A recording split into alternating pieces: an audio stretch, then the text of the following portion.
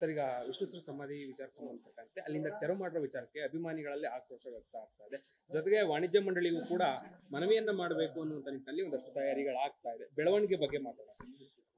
ಮೊದಲನೇದಾಗಿ ಇದು ಬಹಳ ನೋವು ಕೊಡುವಂಥ ವಿಚಾರ. ಏನು ಅಂದರೆ, ಯಾವುದೇ ವ್ಯಕ್ತಿಗೆ ಒಂದು ಸಮಾಧಿ ಅಂತ ಮಾಡಿದಾಗ ಅದೇನು ಅನಧಿಕೃತವಾಗಿ ಏನು ಮಾಡಿರಲಿಲ್ಲ. ಅಲ್ಲಿ ಮಾಡಿ ಸುಮಾರು ವರ್ಷಗಳಾಯಿತು. 2009ರಲ್ಲಿ ಅವ್ರು ತೀರ್ಕೊಂಡಿದ್ದು.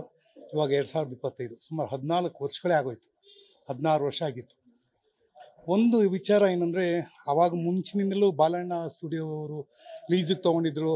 ಮತ್ತು ಸರ್ಕಾರ ಏನೋ ಅಲ್ಲಿ ಮಾಡಿ ಆಮೇಲೆ ತದನಂತರ ಏನೋ ಮಾಡೋದು ಅಂತಾಗಿ ಅವ್ರಿಗೆ ಮೈಸೂರಲ್ಲಿ ಇವಾಗ ಕೊಟ್ಟು ಅಲ್ಲಿ ಭವನ ಇದೆ, ವಿಷ್ಣು ಭವನ ಇದೆ. ಬಟ್ ಏಕಾಏಕಿ ಇದನ್ನೆಲ್ಲ ಹೋಗಿ ರಾತ್ರೋರಾತ್ರಿ ಕೆಡವಿ ಅಭಿಮಾನಿಗಳಿಗೆ ನೋವು ಮಾಡೋದು ಅಷ್ಟು ಶ್ರೇಯಸ್ಸಲ್ಲ. ಯಾರೇ ಒಬ್ಬ ಪ್ರೈವೇಟ್ ಪರ್ಸನ್ ತೊಗೊಂಡಿದ್ರು ಮಾಡಿದ್ರು ಅದು ಸರಿಯಲ್ಲ. ಮುಖ್ಯವಾಗಿ ನನಗೆ ಬೇಜಾರಾಗೋದೇನೆಂದರೆ, ಬೇರೆ ಎಲ್ಲ ಜನಗಳಿಗೆ ಸಮಾಧಿಗಳು ಸಿಕ್ತು, ಯಾಕೆ ವಿಷ್ಣುವರ್ಧನ್ ಸಿಕ್ಕಲಿಲ್ಲ? ಅವರೇನು ಕಡಿಮೆ ಕೊಡುಗೆ ಏನಿಲ್ಲ. ಅವರು ಕೂಡ ಅಭಿನಯ ಭಾರ್ಗವ ಅಂತ ಹೇಳಿ ಕನ್ನಡ ಚಿತ್ರರಂಗದಲ್ಲಿ ಬೇರೆ ಬೇರೆ ನಮ್ಮ ಹಿರಿಯರನ್ನ ನಾವು ಹೇಗೆ ನೆನೆಸ್ಕೋತೀವಿ, ರಾಜ್ಕುಮಾರ್, ಕಲ್ಯಾಣ್ ಕುಮಾರ್, ಉದಯ್ ಕುಮಾರ್, ಅಂಬರೀಷ್, ಶಂಕರ್ನಾಗ್, ಯಾವ ಥರ ನೆನೆಸ್ಕೋತೀವಿ. ವಿಷ್ಣುವರ್ಧನ್ ಕೊಡುಗೆನೂ ಅಷ್ಟೇ ಇದೆ. ಅದಕ್ಕೆ ನಾನು ಹೇಳೋದು, ಈ ಒಂದು ವಿವಾದ ಬರಬಾರ್ದಾಗಿತ್ತು. ನಮ್ಮ ದುರ್ದೈವ ಅಂತಲೇ ಹೇಳ್ತೀನಿ.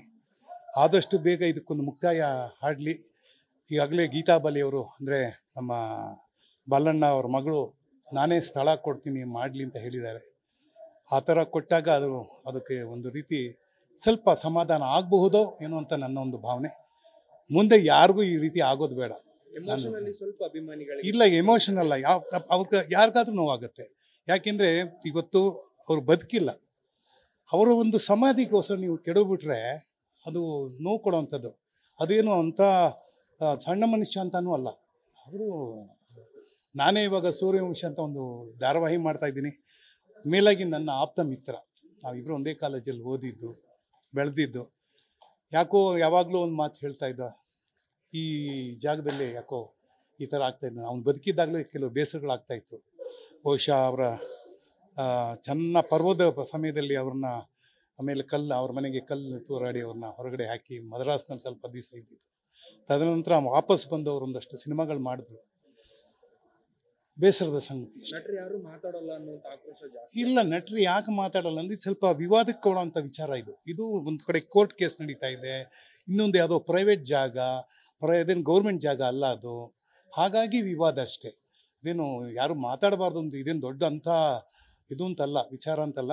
ಯಾಕೆ ನಮ್ಗೆ ಯಾಕಪ್ಪ ನಾವು ಮಾತಾಡಿ ಸಣ್ಣವರಾಗೋದು ಅಂತ ಹೆದರಿಕೆ ಪಡ್ತಾರೆ.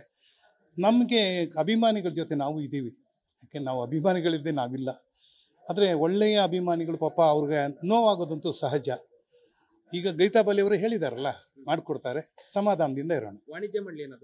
ವಾಣಿಜ್ಯ ಮಂಡಳಿ ಏನು ಮಾಡೋಕ್ಕಾಗಲ್ಲ. ಇದು ವಾಣಿಜ್ಯ ಮಂಡಳಿ ಪರಿವಿಗೆ ಬರೋದಿಲ್ಲ ಇದು. ಯಾಕೆಂದರೆ ನಾವು ಇವ್ರಿಗೆ ಹೋದ ತಕ್ಷಣ ಇಲ್ಲಿ ಇವ್ರಿಗೆ ಸಮಾಧಿ ಕೊಡಿ, ಇವ್ರಿಗೆ ಮಾಡಿ ಜಾಗ ಕೊಡಿ ಅಂತ ನಾವು ಹೆಂಗೆ ಕೇಳೋಕ್ಕಾಗತ್ತೆ ಇಲ್ವಾ? ಇದು ಸರ್ಕಾರ ಮಾಡೋದು ಅಥವಾ ಅವರು ಮನೆಯವ್ರಿಗೆ ಸಂಬಂಧಪಟ್ಟ ವಿಚಾರಗಳಾಗಿರುತ್ತೆ. ಅಭಿಮಾನಿಗಳು ಸೇರ್ತಾರೆ, ಕಲಾವಿದರು ಸೇರ್ಕೋತೀವಿ. ಆದಷ್ಟು ಇದನ್ನು ದೊಡ್ಡದಾಗಿ ಗಾಯ ಮಾಡಿ ಮೈಪರಿಸ್ಕೊಳ್ಳೋದು ಬೇಡ. ಸಮಾಧಾನಕರವಾಗಿ ಇದನ್ನು ನೀಗಿಸ್ಕೊಳ್ಳೋಣ ಅಂತ ನನ್ನೊಂದು.